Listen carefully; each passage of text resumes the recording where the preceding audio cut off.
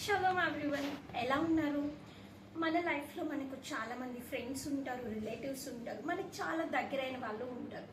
వాళ్ళకి హెల్ప్ చేయడానికి మనం ఎలాంటి ఎక్స్టెంట్ కన్నా వెళ్ళడానికి ఇష్టపడుతూ ఉంటాం. నిజమే, యాజ్ ఏ ఫ్రెండ్స్గా వాళ్ళకి మనం సహాయం ఖచ్చితంగా చేయాలి. కానీ ఎలాంటి విషయాల్లో మనం సహాయం చేస్తున్నాము అన్నది చాలా ముఖ్యమైన విషయం.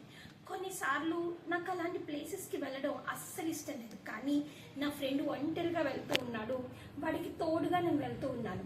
అలాంటి పనులు చేయడం నాకు అస్సలు ఇష్టం లేదు, కానీ నా ఫ్రెండ్ చేస్తూ ఉన్నాడు, వాడికి ఆ పని అంటే ఇష్టం. నేను జస్ట్ సపోర్ట్ చేస్తూ ఉన్నాను అంతే, నేను జస్ట్ హెల్ప్ చేస్తూ ఉన్నాను అంతే అని చెప్పి ఏవైతే దేవునికి విరోధమైన పనులు ఉన్నాయో వాటిలో మనం ఇన్వాల్వ్ అయిపోతూ ఉన్నాం. ఎన్ని రోజులు పర్వాలేదులే, నేనేం తప్పు చేయట్లేదు కదా, నేను జస్ట్ హెల్ప్ చేస్తున్నాను అంతే, ఇది అంత పెద్ద తప్పు కాదు అన్న రీతిగా ఆలోచిస్తూ ఉండిపోయామేమో.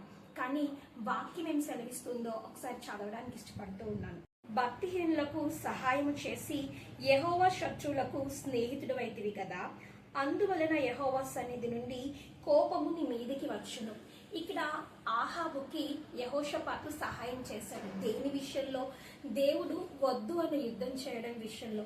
మనం కూడా మన స్నేహితులకి సహాయం చేస్తూ ఉన్నామని చెప్పి ఏవైతే యాజ్ ఎ క్రిస్టియన్గా దేవుణ్ణి ఫాలో అవుతున్న వాళ్ళుగా మనం చేయకూడదో అలాంటి పనుల్లో సహాయం చేసేస్తూ ఉన్నామేమో. వాక్యం కూడా నిజమైన స్నేహితుడు విడువక ప్రేమించును అని చెప్పింది. మనం మన స్నేహితులను ప్రేమించాలి, కానీ ఆ ప్రేమ ఎలా ఉండకూడదు అంటే వాళ్ళు ఏ తప్పు చేసినా సపోర్ట్ చేస్తూ ఇట్స్ ఓకే అని చెప్పి ఆ తప్పులో మనం ఇన్వాల్వ్ అవ్వకూడదు. ఏ తప్పునైతే మీరు మీ స్నేహితుల కోసం సపోర్ట్ చేస్తూ, ఏ ప్రదేశాలనైతే మీ స్నేహితుల కోసం చేస్తూ ఉన్నాను అని చెప్పి ఇన్వాల్వ్ అవుతూ ఉన్నారో ఈ రోజు నుంచి అయినా just learn to say no.